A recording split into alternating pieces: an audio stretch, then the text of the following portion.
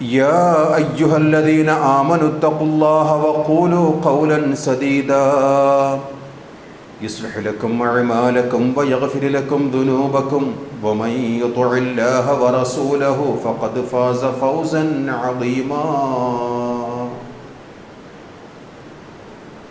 ഏറ്റവും സ്നേഹാധരണീയരായ സത്യവിശ്വാസികളെ, സത്യവിശ്വാസിനികളെ, ജീവിതത്തിൻ്റെ സർവ്വമേഖലകളിലും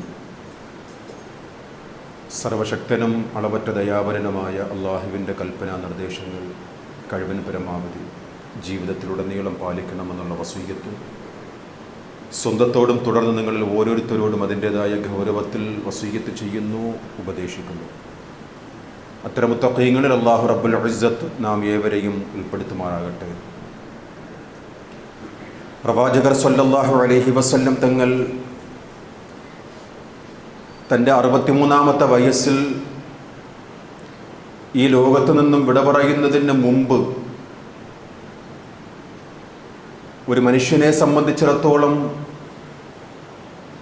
സ്വർഗത്തിലേക്ക് അടുക്കുവാനുള്ള ഏതെല്ലാം കാര്യങ്ങളുണ്ടോ, നരകത്തിൽ നിന്നും അകറ്റപ്പെടുന്ന ഏതെല്ലാം കാര്യങ്ങളുണ്ടോ, സുവ്യക്തമായ രീതിയിൽ അനുചരന്മാരെ പഠിപ്പിച്ചുകൊണ്ടാണ് ഈ ലോകത്ത് നിന്നും വിട പറഞ്ഞത്. അള്ളാഹുവിൻ്റെ പ്രവാചകർ സ്വല്ലല്ലാഹു അലൈഹി വസല്ലം തങ്ങൾ ഒരിക്കൽ സ്വഹാബികളുമായി ഇരിക്കുന്ന ഒരു സദസ്സ്, ജാബിർ ഇബ്നു അബ്ദുല്ലാഹ് റളിയല്ലാഹു അൻഹുമായാണ് ഈ ഹദീസ് നമുക്ക് പഠിപ്പിച്ചു തരുന്നത്. ഞങ്ങളുടെ കൂടെ ഒരിക്കൽ പ്രവാചകർ ഇരിക്കുകയാണ്. പ്രവാചകൻ്റെ കൈകൊണ്ട് നേരെ ഒരു വര വരയ്ക്കുകയാണ്. അതിന് 2 ഭാഗങ്ങളിലായി വേറെയും ചില വരകൾ വരയ്ക്കുകയാണ്, വളവും തിരിവുമുള്ള വരകൾ. എന്നിട്ട് പ്രവാചകർ സ്വല്ലല്ലാഹു അലൈഹി വസല്ലം നേർവര കാണിച്ചുകൊണ്ട് വളവില്ലാത്ത തിരിവില്ലാത്ത ആ വര കാണിച്ചുകൊണ്ട് പ്രവാചകർ സ്വഹാബാക്കളോട് പറയുകയാണ്, ഹാദാ സബീലുല്ലാഹ്, ഈ നേരെ കാണുന്ന മാർഗമാണ് അള്ളാഹുവിൻ്റെ മാർഗം, ഋജുവായ മാർഗം, കൃത്യതയുള്ള മാർഗം, സ്ഖലിതങ്ങളില്ലാത്ത മാർഗം. എന്നിട്ട് പ്രവാചകർ സ്വല്ലല്ലാഹു അലൈഹി വസല്ലം സൂറത്തു അൻആമിലെ 153-ാമത്തെ ആയത്ത് ഓതുകയാണ്, വഅന്ന ഹാദാ സിറാത്തീ മുസ്തഖീമാ, നിശ്ചയമായും ഇത് നേരെ ചൊവ്വയുള്ള എൻ്റെ മാർഗമാണ്. ഫത്തബിഊഹു, നിങ്ങൾ അതിനെ അനുധാവനം ചെയ്യണം, പിൻപറ്റണം. വലാ തത്തബിഉസ് സുബുൽ, നിങ്ങൾ മറ്റു മാർഗങ്ങളെ അനുധാവനം ചെയ്യരുത്, പിൻപറ്റരുത്.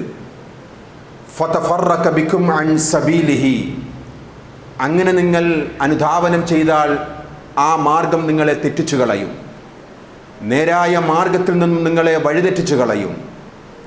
ദാലികും വസ്വാകും ബിഹി ലഅല്ലകും തത്തഖൂൻ, ഇത് അള്ളാഹു നിങ്ങൾക്ക് നൽകുന്ന ഉപദേശമാണ്, വസിയ്യത്താണ്.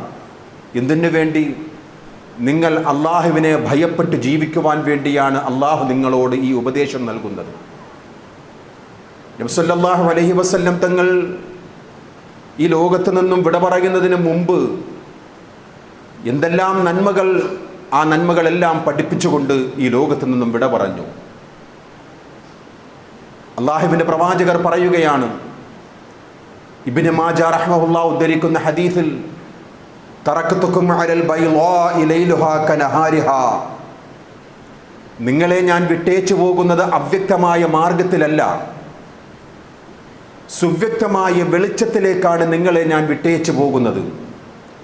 ലൈലുഹാ കനഹാരിഹാ, അതിൻ്റെ രാത്രി പോലും പകൽ പോലെ പ്രകാശപൂരിതമാണ്. എന്ന് വച്ചാൽ എൻ്റെ മാർഗത്തിൽ ഒരു അവ്യക്തതയുമില്ല. അത് രാത്രിയുടെ ഇരുളറയാണെങ്കിൽ പോലും അത് പകൽ പോലെ വെളിച്ചമായിരിക്കും. എന്നിട്ട് പ്രവാചകർ പറയുകയാണ്, ലാ യസീഉ അൻഹാ ബഅദി ഇല്ലാ ഹലക്, എൻ്റെ കാലശേഷം നശിച്ചവനല്ലാതെ അതിൽ നിന്നും വഴിതെറ്റുകയില്ല. കാര്യങ്ങളെല്ലാം പഠിപ്പിച്ചുകൊണ്ടാണ് ഞാൻ ഈ ലോകത്ത് നിന്നും വിട പറയുന്നത്. വഴിതെറ്റിയവർ ഈ മാർഗത്തിൽ നിന്നും മാർഗഭ്രംശം സംഭവിച്ചുകൊണ്ട് അവർ ദുർമാർഗത്തിലേക്ക് പോകും. നിങ്ങൾ സൂക്ഷിക്കണം സ്വഹാബാക്കളെ എന്ന് പ്രവാചകർ സ്വല്ലല്ലാഹു അലൈഹി വസല്ലം തങ്ങൾ സ്വഹാബികൾക്ക് മുന്നറിയിപ്പ് നൽകുകയാണ്. അള്ളാഹുവിൻ്റെ പ്രവാചകരുടെ കാലഘട്ടം നാം കഴിഞ്ഞ ഖുതുബയിൽ മനസ്സിലാക്കുകയുണ്ടായി. ദുർമാർഗത്തിൽ അകപ്പെട്ടിരുന്ന ഒരു ജനസഞ്ചയത്തെ നേരായ മാർഗത്തിലേക്ക് കൊണ്ടുവന്ന, വിശുദ്ധ ഖുർആൻ കൊണ്ടും സുന്നത്ത് കൊണ്ടും സംസ്കരിച്ചെടുത്ത ഒരു സമൂഹമായിരുന്നു ആ സമൂഹം. ആ സമൂഹത്തിൻ്റെ അടിസ്ഥാന തത്വമെന്ന് പറയുന്നത്, അഥവാ പിഴച്ചു പോകുവാൻ ഏറ്റവും സാധ്യത അത് ഇന്നത്തെ സമൂഹമായിരുന്നാലും, പ്രാർത്ഥനയുടെ അള്ളാഹുവിനോട് പ്രാർത്ഥിക്കുന്നതിൽ അത് ഇബാദത്തായി പ്രവാചകർ പഠിപ്പിച്ചു, വിശുദ്ധ ഖുർആനും അത് പഠിപ്പിച്ചു. ആ പ്രാർത്ഥനയാകുന്ന അടിത്തറയിൽ നിന്നായിരുന്നു ആ സമൂഹത്തെ സംസ്കരിച്ചെടുത്തത്. പ്രവാചകർ ജീവിതത്തിൽ പ്രബോധനങ്ങളുമായി മുന്നോട്ട് വരുമ്പോൾ അവിടെയുണ്ടായിരുന്ന ഒരു ജനസഞ്ചയത്തിൻ്റെ വിശ്വാസത്തനിമയുടെ ഏറ്റവും അധോഗതി, വിശ്വാസത്തനിമയാർന്ന ആ ഒരു ആദർശം പ്രവാചകർ പഠിപ്പിച്ചു കൊടുത്തു. അതിൽ നിന്നും വിരുദ്ധമായ ഒരു ആദർശത്തിൽ അകപ്പെട്ടിരുന്ന ഒരു സമൂഹം അള്ളാഹുവിലേക്ക് അടുക്കുവാനുള്ള മധ്യവർത്തികളെയും വെച്ചുകൊണ്ട് അള്ളാഹു അല്ലാത്തവർക്ക് നേർച്ചകളും ഇബാദത്തുകളും പ്രാർത്ഥനകളും സമർപ്പിച്ചുകൊണ്ടായിരുന്നു അവരുടെ ജീവിതത്തെ അവർ മുന്നോട്ട് നയിച്ചിരുന്നത്. അവിടെയാണ് വിശുദ്ധ ഖുർആൻ 13-ാമത്തെ അധ്യായം സൂറത്തുർ റഅദിലെ 14-ാമത്തെ ആയത്ത് ഓതി കേൾപ്പിച്ചു കൊടുക്കുന്നത്.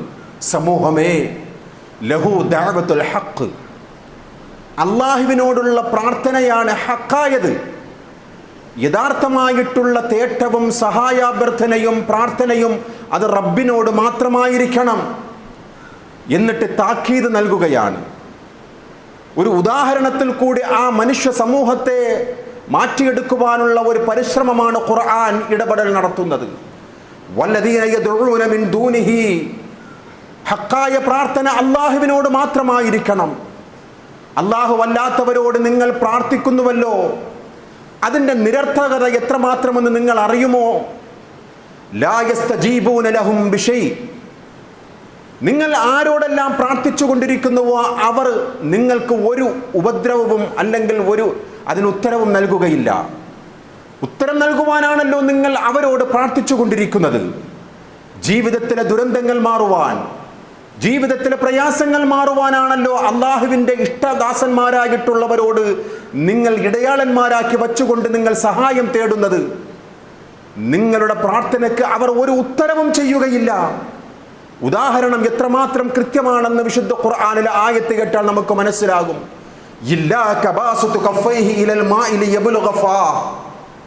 വെള്ളത്തിന്റെ നേരെ രണ്ട് കൈകൾ നീട്ടിക്കൊണ്ട് വെള്ളത്തിന് ആവശ്യമുള്ളവർ അങ്ങനെ ആവശ്യപ്പെട്ടാൽ വെള്ളം നിങ്ങളുടെ വായിലേക്ക് വരുമോ?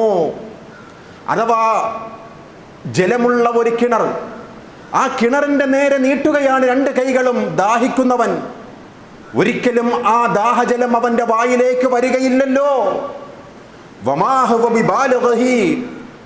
ആ ശ്രമം പരാജയപ്പെടും. ഒരിക്കലും ആ വെള്ളം നിങ്ങളുടെ വായിലേക്ക് എത്തുകയില്ല. സത്യനിഷേധികളുടെ പ്രാർത്ഥന നിരർത്ഥകമാണ്, വഴികേടിലാണ്. അള്ളാഹുവിൻ്റെ ഉദാഹരണമാണ്. കിണർ നിറയെ വെള്ളമുണ്ട്, ദാഹിക്കുന്നവൻ ആ കിണറിന്റെ നേരെ രണ്ട് കൈകളും നീട്ടുകയാണ്. ദാഹജലം അവന്റെ വായിലേക്ക് വരികയില്ല എന്നുള്ള ഉദാഹരണം പരിശുദ്ധ ഖുർആനിൽ കൂടെ റബ്ബുൽ ഇസ്സത്ത് നമുക്ക് പഠിപ്പിച്ചു തരികയാണ്. അങ്ങനെ അല്ലാഹു അല്ലാത്തവരോടുള്ള പ്രാർത്ഥനകൾ അത് കാഫിറുകളുടെ പ്രാർത്ഥനയാണ്. സത്യനിഷേധികളാണ് അങ്ങനെ പ്രാർത്ഥിക്കുക. അല്ലാഹു അല്ലാത്തവരോടുള്ള ദുആ, സഹായത്തേട്ടം, ഇസ്തിഗാസ അത് കാഫിറുകളുടേതാണ് എന്ന് വിശുദ്ധ ഖുർആനിലെ ഈ ആയത്തിൽ റഹ്മാനായ റബ്ബ് നമുക്ക് പഠിപ്പിച്ചു തരികയാണ്. അവരെ സംബന്ധിച്ച് മനുഷ്യരിൽ ഏറ്റവും വലിയ വഴിപിഴച്ചവരെന്നാണ് ഖുർആൻ വിശേഷിപ്പിച്ചത്. ഏറ്റവും ളാലായിട്ടുള്ളവർ, ഏറ്റവും വഴികേടിലായവർ ആര് എന്നുള്ള ചോദ്യത്തിന് വിശുദ്ധ ഖുർആൻ 46-ാം അധ്യായം സൂറത്തുൽ അഹ്ഖാഫിലെ 5-6 ആയത്തുകൾ നമുക്ക് പഠിപ്പിച്ചു തരികയാണ്. ആരാണ് മനുഷ്യരിൽ ഏറ്റവും വഴികേടിലായവർ? വമൻ അളല്ലു മിമ്മൻ യദ്ഉ മിൻ ദൂനില്ലാഹ്, അവർ മറ്റാരുമല്ല. അള്ളാഹുവിനോട് തേടേണ്ട പ്രാർത്ഥനകൾ അള്ളാഹുവിനെ വിട്ടുകൊണ്ട് മറ്റാരോടൊക്കെ പ്രാർത്ഥിച്ചു കൊണ്ടിരിക്കുന്നുവോ, ജീവിതത്തിൽ സഹായം ലഭിക്കുവാൻ, ജീവിതത്തിലെ ബുദ്ധിമുട്ടുകൾ മാറുവാൻ അള്ളാഹുവിനെ വിട്ടുകൊണ്ട് മറ്റാരോടും അത് പ്രവാചകർ സ്വല്ലല്ലാഹു അലൈഹി വസല്ലം തങ്ങളാകട്ടെ, മറ്റേത് അമ്പിയാക്കന്മാരാകട്ടെ, ആരോട് പ്രാർത്ഥിച്ചാലും അത് അല്ലാഹുവിനോടുള്ള പ്രാർത്ഥനയല്ല, അത് അല്ലാഹു അല്ലാത്തവരോടുള്ള പ്രാർത്ഥനയാണ്. അങ്ങനെ റബ്ബല്ലാത്തവരോടുള്ള പ്രാർത്ഥന, അങ്ങനെ പ്രാർത്ഥിക്കുന്നവരാണ് ഏറ്റവും വലിയ വഴിപിഴച്ചവർ. മാത്രവുമല്ല, ഖിയാമത്ത് നാൾ വരെയും അവർക്ക് ഉത്തരം നൽകുകയില്ല. വഹും അൻ ദുആഇഹിം ഗാഫിലൂൻ. നിങ്ങൾ ആരോടാണോ പ്രാർത്ഥിക്കുന്നത്, അത് അമ്പിയാക്കന്മാരാകട്ടെ, ഔലിയാക്കന്മാരാകട്ടെ, മശായിഖന്മാരാകട്ടെ, ഏത് സാത്വികന്മാരാകട്ടെ, ഏത് മഹാന്മാരാകട്ടെ, നിങ്ങളുടെ പ്രാർത്ഥനയെക്കുറിച്ച് അവർ അശ്രദ്ധരാണ്. ഗാഫിലൂൻ. അവർ ശ്രദ്ധിക്കുന്നില്ല. നിങ്ങൾ സങ്കടങ്ങൾ ഇറക്കി വയ്ക്കുകയാണ്, ഭാരങ്ങൾ അവരുടെ മുന്നിൽ സമർപ്പിക്കുകയാണ്, നിങ്ങൾക്ക് ഉത്തരം കിട്ടുവാൻ അവരോട് തേടുകയാണ്, നേർച്ചകൾ നേർന്നുകൊണ്ട് മറ്റുള്ള ഇടതേട്ടങ്ങളുമായിട്ട് നിങ്ങൾ സങ്കടപ്പെടുകയാണ്. ഇല്ല, ഖിയാമത്ത് നാൾ വരേക്കും നിങ്ങളുടെ പ്രാർത്ഥന അവർ ഉത്തരം ചെയ്യുകയില്ല എന്ന് മാത്രമല്ല, അവർ അശ്രദ്ധരാണ്. തീർന്നില്ല, തൊട്ടടുത്ത ആയത്തിൽ പറയുന്നത് നോക്കൂ, വൈദാ ഹുശറന്നാസ്. നാളെ പരലോകത്ത് ജനങ്ങളെയെല്ലാം ഒരുമിച്ച് കൂട്ടുന്ന ആ ദിവസം, മഹ്ശറ എന്ന് പറയുന്ന വൻസഭ, അവിടെ എല്ലാ പ്രവാചകന്മാരുമുണ്ട്, ഖിയാമത്ത് നാൾ വരേക്കുമുള്ള എല്ലാ മനുഷ്യരുമുണ്ട്, ആദം നബി മുതലുള്ള എല്ലാ പ്രവാചകന്മാരുമുണ്ട്. അങ്ങനെ ജനങ്ങളെയെല്ലാം ഒരുമിച്ച് കൂട്ടപ്പെടുന്ന ആ സമയം, കാനൂ ലഹും അഅദാ. നിങ്ങൾ ആരോടായിരുന്നോ പ്രാർത്ഥിച്ചിരുന്നത്, നിങ്ങൾക്ക് അവർ ശത്രുക്കളായി മാറുകയാണ്, നിങ്ങളുടെ ശത്രുക്കളായി അവർ മാറുകയാണ്. വകാനൂ ബിഇബാദതിഹിം കാഫിരീൻ. അവർ നിഷേധിക്കുകയാണ്. നിങ്ങൾ അവരോട് പ്രാർത്ഥിച്ചുവല്ലോ, ഇബാദത്ത് ചെയ്തുവല്ലോ, നേർച്ചകൾ നേർന്നിരുന്നുവല്ലോ, സങ്കടങ്ങൾ പറഞ്ഞിരുന്നുവല്ലോ, ജീവിതത്തിന്റെ നല്ല മുഹൂർത്തങ്ങൾ ലഭിക്കുവാൻ, ജീവിതത്തിലെ പ്രയാസകരമായിട്ടുള്ള സന്ദർഭങ്ങൾ മാറിക്കിട്ടുവാൻ നിങ്ങൾ മരിച്ച മഹാന്മാരോട് നിങ്ങൾ സങ്കടങ്ങൾ പറഞ്ഞിരുന്നുവല്ലോ, ആ പ്രാർത്ഥന അത് ഇബാദത്താണ്. നിങ്ങൾ ചെയ്തിരുന്ന ആ ഇബാദത്തിനെ അവർ നിഷേധിക്കുകയും ചെയ്യും എന്ന് വിശുദ്ധ ഖുർആൻ. നോക്കൂ, നമ്മുടെ സമൂഹം, അത് മുസ്ലിം സമൂഹമാകട്ടെ അല്ലാത്തവരാകട്ടെ, അവരുടെ സമൂഹത്തിൽ ജീവിച്ചു മരിച്ചുപോയ മഹാന്മാരെ ആയിരുന്നുവല്ലോ മക്കയിലുണ്ടായിരുന്ന മുശ്രിക്കുകളും. നൂഹ് നബി അലൈഹിസ്സലാത്തു വസ്സലാമിന്റെ കാലഘട്ടം മുതൽ ഇന്നേ വരെയുള്ള മുസ്ലിം സമുദായത്തിന്റെ ചരിത്രം എടുത്തു നോക്കിയാൽ, അവരുടെ ഇടയിൽ ജീവിച്ചിരുന്ന മഹാന്മാർ, അവരുടെ ഇടയിൽ ജീവിച്ചിരുന്ന സാത്വികന്മാർ, അവർ മരിച്ചു കഴിഞ്ഞാൽ അവർക്ക് റബ്ബിന്റെ അടുക്കൽ പ്രത്യേക പരിഗണനയുണ്ട്. അവരുടെ പ്രാർത്ഥനയ്ക്ക് റബ്ബ് തആല ഇജാബത്ത് ചെയ്യും, അതിന് പ്രത്യേകമായിട്ടുള്ള ഉത്തരം ലഭിക്കും എന്നുള്ള ഒരു വിശ്വാസത്തോടു കൂടിയാണല്ലോ അവർ പ്രാർത്ഥിച്ചു കൊണ്ടിരിക്കുന്നത്. എൻ്റെ മനസ്സകം അറിയും, എൻ്റെ സങ്കടങ്ങൾ കേൾക്കും, എൻ്റെ മനോഗതി അവർ അറിയും, അത് മനസ്സിലാക്കിക്കൊണ്ട് എനിക്ക് ഉത്തരം ചെയ്യും എന്നുള്ള ഒരു വിശ്വാസമാണല്ലോ ലോകത്തിൻ്റെ ഏത് കോണുകളിൽ നിന്നുകൊണ്ടും മരിച്ചുപോയ മഹാന്മാരെ വിളിച്ചു തേടി പ്രാർത്ഥിക്കുന്നവരുടെ ലക്ഷ്യം. നോക്കൂ, പരിശുദ്ധ ഖുർആൻ 5-ാമത്തെ അധ്യായം സൂറത്തുൽ മാഇദ 109-ാമത്തെ ആയത്തിൽ ഒരു ചരിത്രം പറയുകയാണ്. നാളെ പരലോകത്ത് അമ്പിയാക്കന്മാരെ എല്ലാവരെയും ഒരുമിച്ച് കൂട്ടുമെന്നാണ്. അതിൽ സാധാരണ ആൾക്കാരുണ്ട്, അള്ളാഹുവിലേക്ക് അടുത്ത മഹാന്മാരുണ്ട്, സാത്വികന്മാരുണ്ട്, അനുസരണക്കേട് കാണിച്ചവരുണ്ട്. അങ്ങനെയുള്ള വ്യത്യസ്തരായ ജീവിതത്തിൽ അടയാളപ്പെടുത്തിയ എല്ലാ സമൂഹവും അവിടെയുണ്ട്. യൗമ യജ്മഉല്ലാഹ്, അല്ലാഹ് എല്ലാവരെയും ഒരുമിച്ച് കൂട്ടുമെന്നാണ്. അർ-റുസുൽ, പ്രവാചകന്മാരെയും അവിടെ ഒരുമിച്ച് കൂട്ടുമെന്നാണ്. എന്നിട്ട് അള്ളാഹുവിന്റെ ചോദ്യം, ഫയഖൂൽ മാദാ ഉജ്ബതും, പ്രവാചകന്മാരെ നിങ്ങളുടെ സമൂഹത്തിൽ നിന്നും നിങ്ങൾക്ക് എന്താണ് കിട്ടിയത്, നിങ്ങളുടെ സമൂഹത്തിൽ നിന്നും നിങ്ങൾക്ക് എന്ത് മറുപടി ലഭിച്ചു? പ്രവാചകർ സ്വല്ലല്ലാഹു അലൈഹി വസല്ലം തങ്ങളുടെ മാതൃകയനുസരിച്ചുകൊണ്ടാണ് ഒരു വിശ്വാസി ജീവിതം നയിക്കേണ്ടത്. അതുപോലെ തന്നെയാണ് ഈസാ നബിയുടെ അനുയായികൾ ജീവിക്കേണ്ടത്. ഈസാ നബിയുടെ ശരീഅത്ത് അനുസരിച്ചുകൊണ്ടാണ് ഓരോ പ്രവാചകന്മാരും ആ പ്രവാചകന്മാരുടെ ശരീഅത്ത് അനുസരിച്ചുകൊണ്ടാണ് ജീവിക്കേണ്ടത്. വിശ്വാസികളായ നമ്മെ സംബന്ധിച്ചിടത്തോളം നാം നമസ്കാരത്തിന് വേണ്ടിയും അല്ലാതെയും ചെയ്യുന്ന അംഗശുദ്ധി വരുത്തുക, വുളൂ ചെയ്യുക, നമസ്കരിക്കുക, മരണത്തിന് ശേഷമുള്ള ജീവിത നടപടികൾ, അതുപോലെ രോഗമുണ്ടാകുമ്പോഴേക്കും എന്തൊക്കെയാണ് നാം ചെയ്യേണ്ടത്, എന്തൊക്കെയാണ് മറ്റൊരു സഹോദരനുമായിട്ട് സംസാരിക്കുമ്പോഴുള്ള മര്യാദകൾ, അങ്ങനെ ജീവിതത്തിൽ മുച്ചൂടും എങ്ങനെയായിരിക്കണം എന്നുള്ള മാതൃക പ്രവാചകർ സ്വല്ലല്ലാഹു അലൈഹി വസല്ലം തങ്ങൾ നമുക്ക് പഠിപ്പിച്ചു തന്നിട്ടുണ്ട്. അങ്ങനെ ആ പ്രവാചകന്മാരെ സാക്ഷ്യപ്പെടുത്തിക്കൊണ്ട് റബ്ബിന്റെ ചോദ്യമാണ് മാതാ ഉജിബ്തും, പ്രവാചകന്മാരെ എന്തു പറയുവാനുണ്ട് മറുപടി, എന്തു പറയുവാനുണ്ട് നിങ്ങൾക്ക് മറുപടി? പ്രവാചകന്മാരുടെ മറുപടി നിസ്സഹായതയാണ്. നിസ്സഹായതയോടുകൂടി അവർ പറയുന്ന മറുപടി ഖാലൂ ലാ ഇൽമ ലനാ, ഇല്ല റബ്ബേ ഞങ്ങൾക്കറിയില്ല, ഞങ്ങൾക്കറിയില്ല. എൻ്റെ സമൂഹം എന്താണ് ദുനിയാവിൽ ചെയ്തത് എന്ന് എനിക്കറിയില്ല റബ്ബേ, ഇന്നക അൻത അല്ലാമുൽ ഗുയൂബ്. അദൃശ്യകാര്യങ്ങളും ദൃശ്യകാര്യങ്ങളും എല്ലാം അറിയുന്നവൻ നീ മാത്രമാണ് റബ്ബേ. എൻ്റെ സമുദായം എന്തൊക്കെയായിരുന്നു പ്രവർത്തിച്ചിരുന്നു എന്നുള്ളതിന് ഞാൻ സാക്ഷിയല്ല അല്ലാ. ലാ ഇൽമ ലനാ, ആ അറിവ് എനിക്കില്ല റബ്ബേ എന്ന് നിസ്സഹായതയോടുകൂടി പറയുന്ന രംഗം പരലോകത്തുണ്ടാകുമെന്ന് വിശുദ്ധ ഖുർആൻ. അവർ നിഷേധിക്കുമെന്നാണ്. വിശുദ്ധ ഖുർആനിലെ 10-ാം അധ്യായം സൂറത്ത് യൂനുസിലെ 28-29 ആയത്തുകൾ. മഹാനായ ഈസാ നബിയുടെ ചരിത്രം നാം ഇവിടുത്തെ ഖുത്ബയിൽ കൂടി തന്നെ മനസ്സിലാക്കി കിട്ടും. ഹൃദ്യസ്ഥമാണ് ആയത്ത്.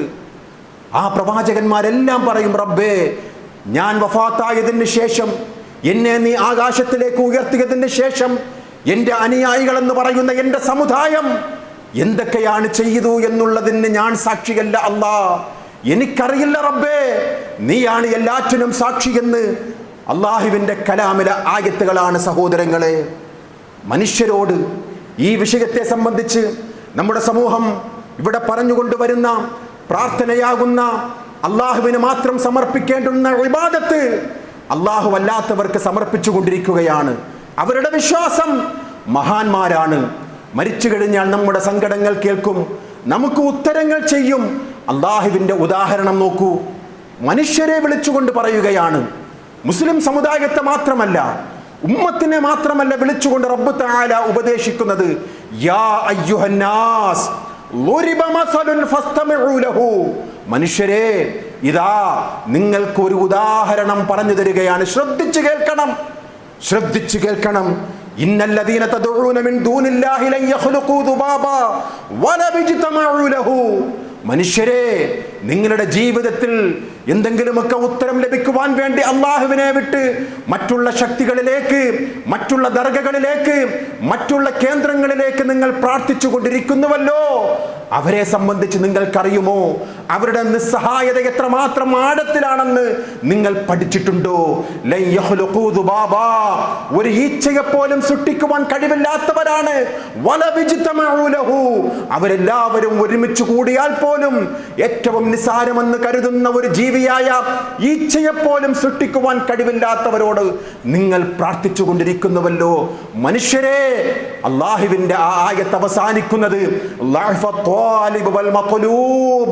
പ്രാർത്ഥിക്കുന്നവരും പ്രാർത്ഥിക്കപ്പെടുന്നവരും ദുർബലരാണ്, അവർ ബലഹീനരാണ്, അവർക്കതിന് കഴിയുകയില്ല എന്ന് വിശുദ്ധ ഖുർആനിലെ ആയത്താണ് സഹോദരങ്ങളെ.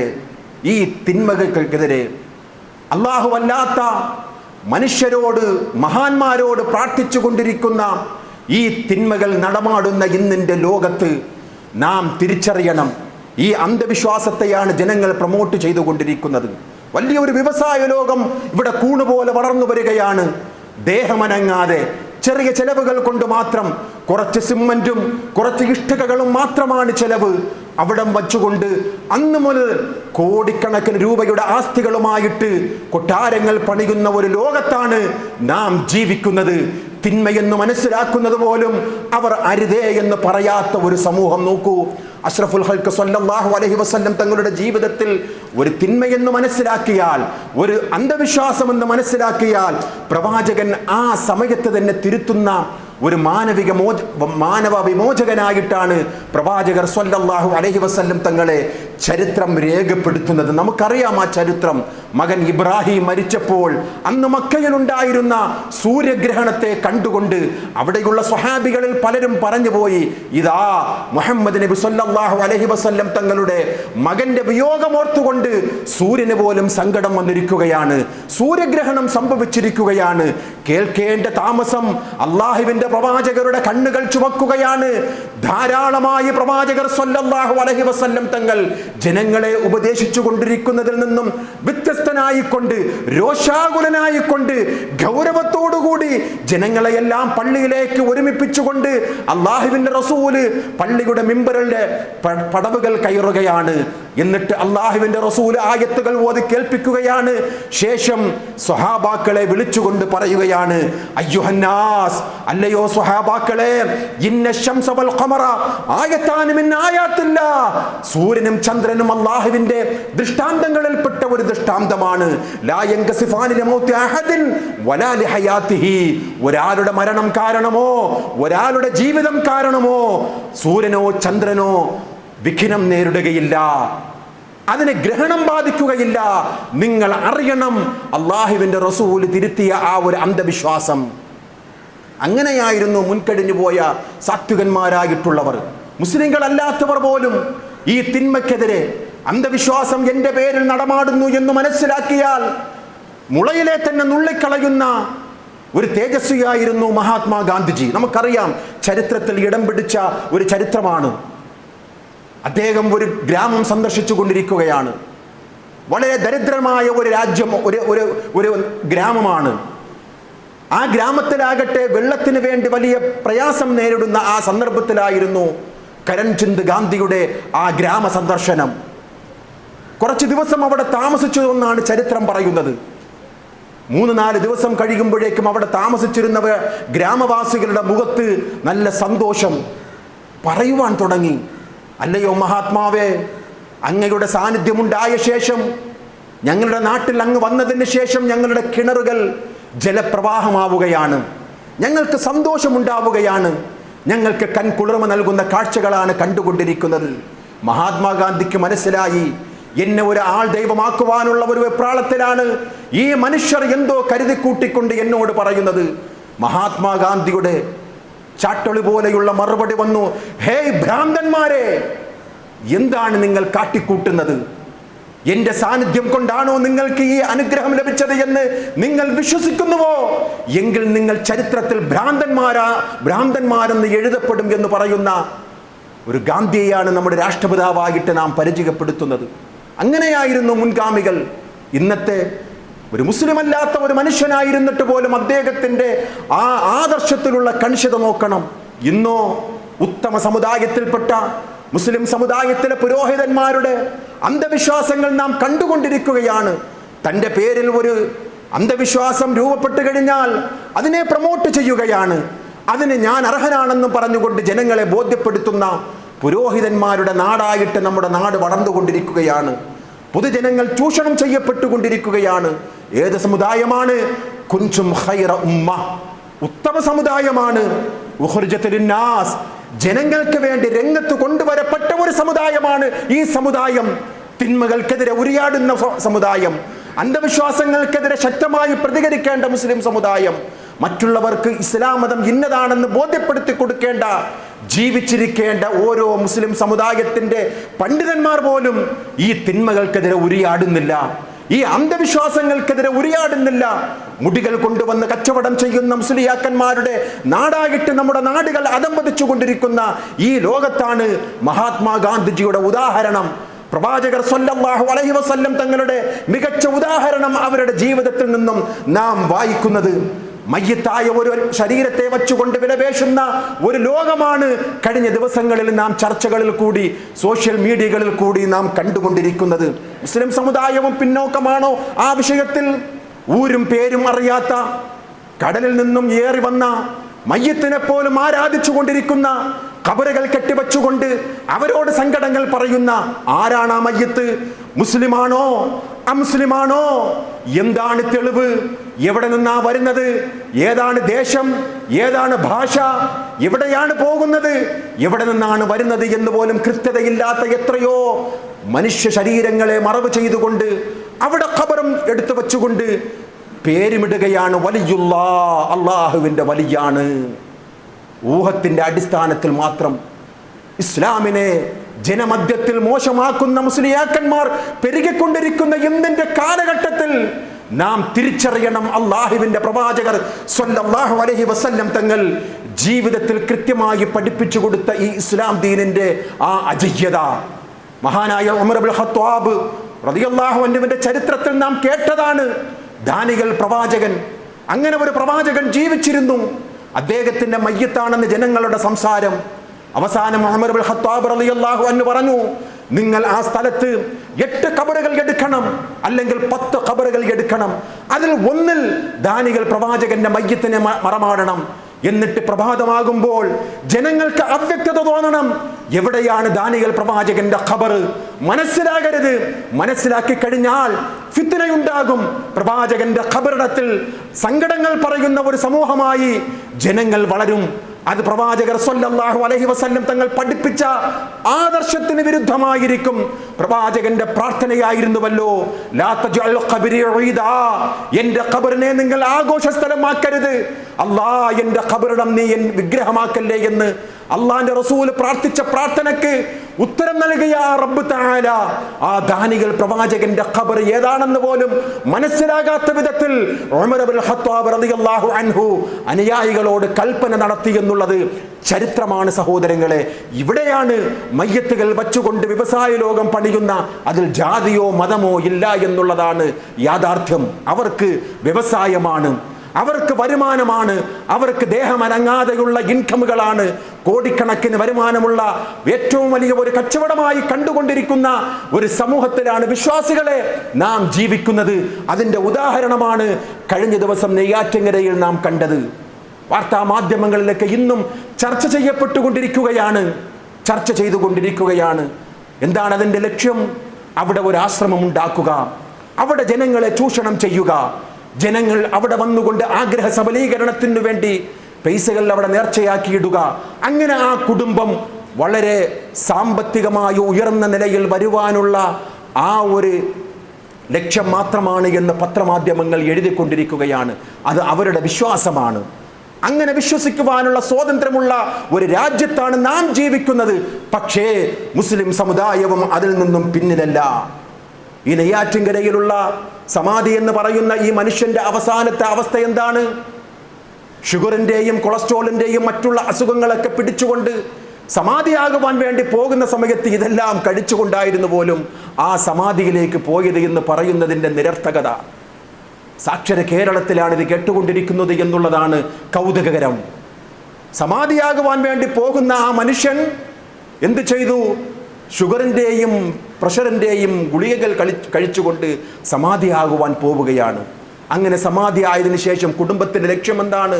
ഇവിടം ഒരു ആശ്രമം ഉണ്ടാക്കിക്കൊണ്ട് ഇവിടം ഒരു തീർത്ഥാടന കേന്ദ്രമാക്കി, ഒരു പ്രാർത്ഥനാ കേന്ദ്രമാക്കി, ജനങ്ങളുടെ അഭിലാഷങ്ങൾക്കുള്ള ഒരു അത്താണിയാക്കി മാറ്റിയെടുക്കുക എന്നുള്ളത് എല്ലാ സമുദായവും സാക്ഷ്യം വഹിച്ചുകൊണ്ടിരിക്കുകയാണ്. എല്ലാ സമുദായവും അറിയുമല്ലോ. 991 ഏപ്രിൽ 1 കേരളത്തിലെ അറിയപ്പെടുന്ന ഒരു വിഭാഗം ആൾക്കാർ വിശ്വസിച്ചു കൊണ്ടിരിക്കുകയാണ്. അദ്ദേഹം ഇന്ന് ഖബറിൽ കിടക്കുകയാണ്. 991 ഏപ്രിൽ 1 അദ്ദേഹം ഈ ലോകത്ത് നിന്നും വിട പറഞ്ഞത്, മരിച്ചുപോയി. അദ്ദേഹം ഖബറിൽ കിടന്നുകൊണ്ടാണ് ലോകത്തെയെല്ലാം നിയന്ത്രിക്കുന്നത്. അദ്ദേഹത്തിൻ്റെ കണ്ണൊന്ന് ചിമ്മിയാൽ വിമാന ദുരന്തങ്ങൾ ഉണ്ടാകുമത്രേ. അതുപോലെയുള്ള ദുരന്തങ്ങൾക്ക് ലോകം സാക്ഷിയാകും. അതുകൊണ്ട് കണ്ണിമ വെട്ടാതെയാണ് അദ്ദേഹം ഖബറിൽ കിടക്കുന്നത് എന്നുള്ള ഒരു ദുഷിച്ച വിശ്വാസം ജനങ്ങളെ പ്രേരിപ്പിച്ചു കൊണ്ടിരിക്കുന്നത് അന്ധവിശ്വാസികളല്ല. കുൻതും ഖൈറ ഉമ്മ ഉഖ്രിജത് ലിന്നാസ്, ജനങ്ങൾക്ക് വേണ്ടി പുറപ്പെടുവിച്ച മനുഷ്യരുടെ മാതൃകയാകുവാൻ വേണ്ടി അല്ലാഹു തആല തിരഞ്ഞെടുത്ത മുസ്ലിം സമുദായത്തിലെ പണ്ഡിതന്മാരാണ് ഇത്തരം അന്ധവിശ്വാസങ്ങളിലേക്ക് ജനങ്ങളെ കൊണ്ടുപോയിക്കൊണ്ടിരിക്കുന്നത്. ഈ CM അബൂബക്കർ മുസ്ലിയാർ എന്ന് പറയുന്ന ഈ മനുഷ്യൻ 991 ഏപ്രിൽ 1 മരിക്കുമ്പോൾ അദ്ദേഹത്തിന്റെ മരണകാരണം പോലും അദ്ദേഹത്തിന്റെ ആൾക്കാർ അവരുടെ ആത്മകഥയിൽ പുസ്തകത്തിൽ എഴുതി വച്ചിരിക്കുകയാണ്. പ്രമേഹം ബാധിച്ചുകൊണ്ടാണ് അദ്ദേഹത്തിന്റെ വിരലുകൾ പഴുത്തു, അങ്ങനെ കാഴ്ച പോലും നഷ്ടപ്പെട്ട ഒരവസ്ഥ അദ്ദേഹത്തിനുണ്ടായിരുന്നുവെന്ന്. രണ്ടിൻ്റെയും സാമ്യത നോക്കണം സഹോദരങ്ങളെ. അങ്ങനെ തന്നെയാണ് ഈ ആൾ ദൈവങ്ങളുടെ എല്ലാവരുടെയും പിന്നിലുള്ള കഥകൾ. അവരുടെ ജീവിതത്തിൽ നിസ്സഹായരായിരുന്നു.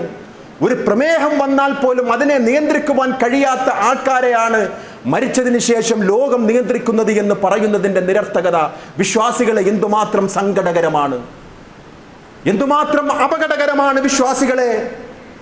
ഒരു ഈജിപ്ഷ്യൻ കവി ഇബ്രാഹിം, അള്ളാഹു അനുഗ്രഹം ചെയ്യട്ടെ ആ കവിക്ക്, അദ്ദേഹം പാടുകയാണ്, അഹ്യാഉനാ ലാ യുർസഖൂന ബിദിർഹമിൻ വബിഅൽഫി അൽഫിൻ തുർസഖുൽ അംവാതു.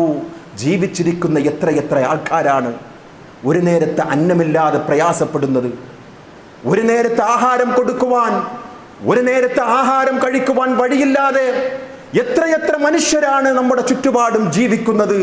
വബി അൽഫി അൽഫിൻ തുർസഖുൽ അംവാതു. എന്നാൽ ജീവിച്ചിരിക്കുമ്പോഴേക്കും അന്നത്തിന് നേരമുണ്ടോ, ഒരു നേരത്തെ അന്നം കഴിക്കുവാനുള്ള സൗഭാഗ്യമുണ്ടോ എന്ന് മനസ്സിലാക്കാത്ത മനുഷ്യർ വബി അൽഫി അൽഫിൻ തുർസഖുൽ അംവാതു. മരിച്ചതിന് ശേഷം ആയിരക്കണക്കിന് റിയാലുകൾ, ആയിരക്കണക്കിന് ദീനാറുകൾ, ആയിരക്കണക്കിന് രൂപകൾ അവിടം കൊണ്ട് ആ മരിച്ചവരുടെ കാലിൽ സമർപ്പിക്കുകയാണ്. മല്ലി ബിഹദ്ദിൻ നായിമീന ബിഹുഫറത്തിൻ ഖാമത അലാ അഹ്ജാരിഹ സ്വലവാതു. ഖബറിൽ കിടക്കുന്നവരെ പറ്റി ഒന്ന് ആലോചിച്ച് നോക്കൂ. അവർ ഉറങ്ങുകയാണ്, അവർ ബർസഖിയായ ഒരു ലോകത്താണ്. പക്ഷേ ജനങ്ങളുണ്ടല്ലോ, ആ മരിച്ചവരുടെ പ്രീതി കാംക്ഷിച്ചുകൊണ്ട് അവരുടെ പ്രാർത്ഥനകളും നേർച്ചകളുമായി ജനങ്ങൾ ഒരുമിച്ച് കൂടുകയാണ്.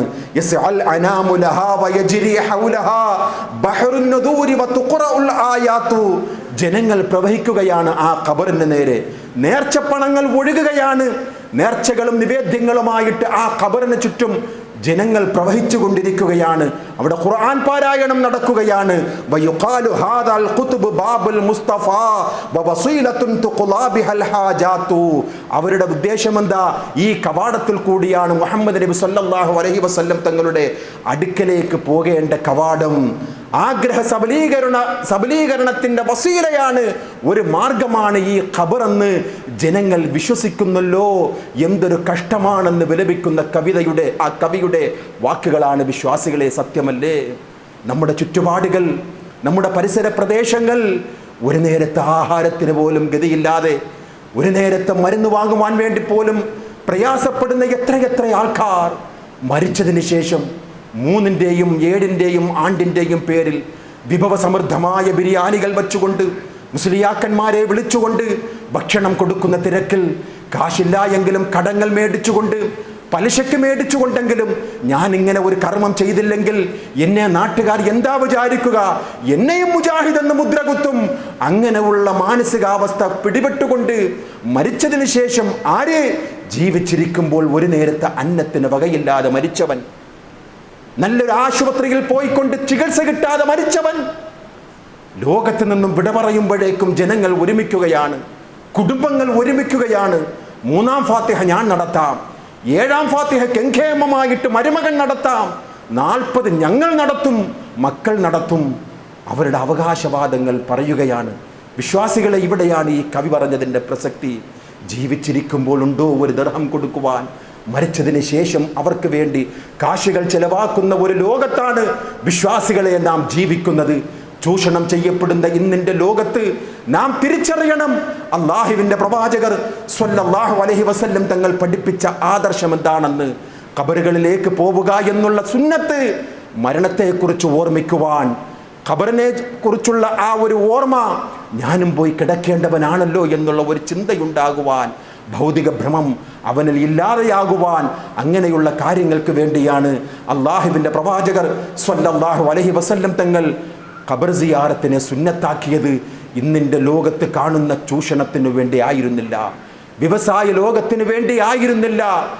ആ കാര്യങ്ങളെല്ലാം അല്ലാഹുവിൻ്റെ പ്രവാചകർ പഠിപ്പിക്കാത്ത ഇന്നത്തെ ചില മുസ്ലിയാക്കന്മാർ വിശുദ്ധ ഖുർആനെ ദുർവ്യാഖ്യാനം ചെയ്തുകൊണ്ട് അതിനെ പ്രൊമോട്ട് ചെയ്തുകൊണ്ടിരിക്കുന്ന ഈ കാലഘട്ടത്ത് അല്ലാഹുവിൻ്റെ ദീനിനെ നാം തിരിച്ചറിയുക. പ്രവാചകർ സ്വല്ലല്ലാഹു അലൈഹി വസല്ലം തങ്ങളുടെ മൊഴിമുത്തുകളെ നാം തിരിച്ചറിയുക. അതിൽ നിന്നെല്ലാം കൃത്യമായി പാഠം ഉൾക്കൊണ്ടുകൊണ്ട് പ്രബോധനത്തിൻ്റെ മേഖല സജീവമാക്കുക. അല്ലാഹു അത്തരം മുത്തഖീങ്ങളിൽ നാം ഏവരെയും അനുഗ്രഹം ചെയ്യുമാറാകട്ടെ.